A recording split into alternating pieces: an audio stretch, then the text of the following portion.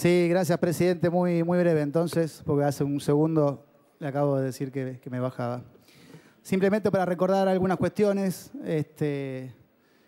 Veo mucho que discutimos acerca del pleno ejercicio de los derechos y de cómo se ejercen esos derechos. Y la verdad, presidente, que me parece que algunos intentan solalladamente desconocer ni más ni menos que la realidad. Y digo ni más ni menos que la realidad porque en esto de ejercer un derecho, y nada menos que estamos hablando del derecho de libertad de prensa y de expresión en general, parecieran desconocer, a la luz de relatos que yo creo que a esta altura ya los tienen incorporados y asumidos como realidades, cómo se dan estas cuestiones en lo diario, presidente. Cómo se dan estas cuestiones en lo diario. Y cómo actúa el gobierno nacional frente al desconocimiento de esos propios derechos. Ya varios diputados citaron muchos ejemplos. Recordar solo algunos. ¿Cuál es la garantía que da el Estado Nacional? ¿Cuál es la garantía que da el Estado Nacional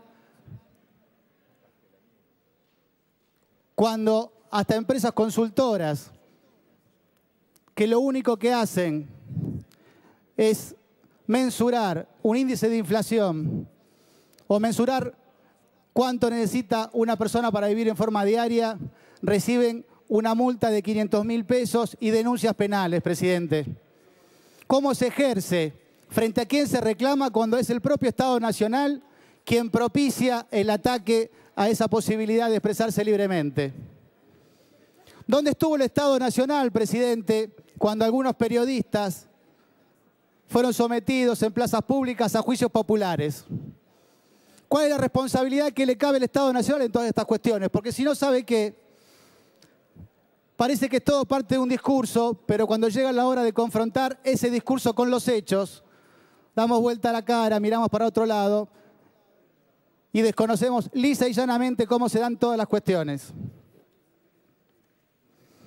Mire, presidente, no solamente la prensa la que tiene problema para expresar sus opiniones y sus ideas. ¿Cómo hacen los gobernadores hoy, presidente, en este país, que para soportar, para no tener que afectar a sus propios ciudadanos, están vedados de oponerse y siquiera emitir opinión contra las decisiones del gobierno nacional? Porque ¿sabe qué? Uno termina aprendiendo cómo se mueve el Ejecutivo Nacional. Si una consultora dice que no, que el 10% de inflación es una mentira y es cuanto menos un 20%, la denuncian por 500.000 pesos o lo denuncian penalmente. Si un gobernador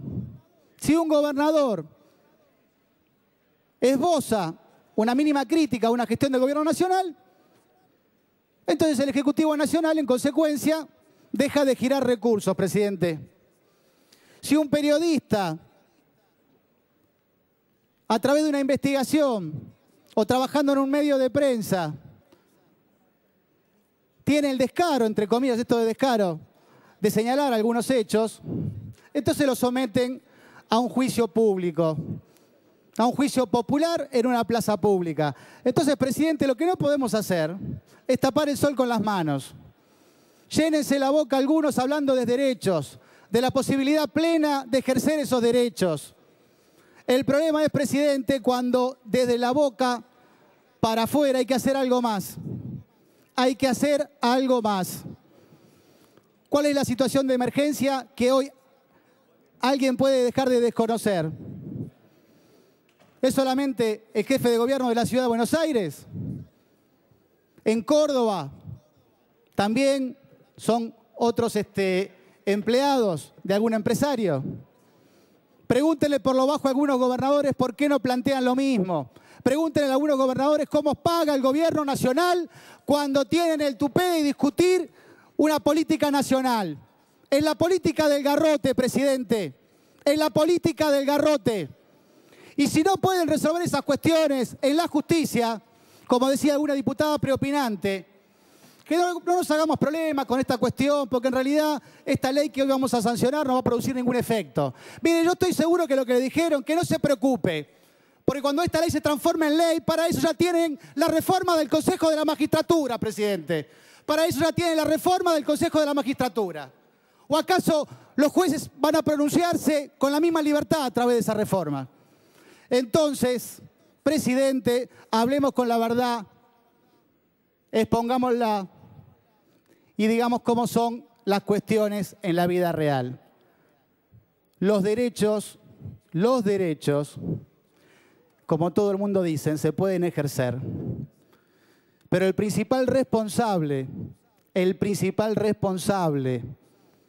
del gobierno nacional, que debiera velar por el ejercicio pleno de esos derechos, es hoy ni más ni menos que el victimario de aquellos que tienen el tupé de ejercerlos.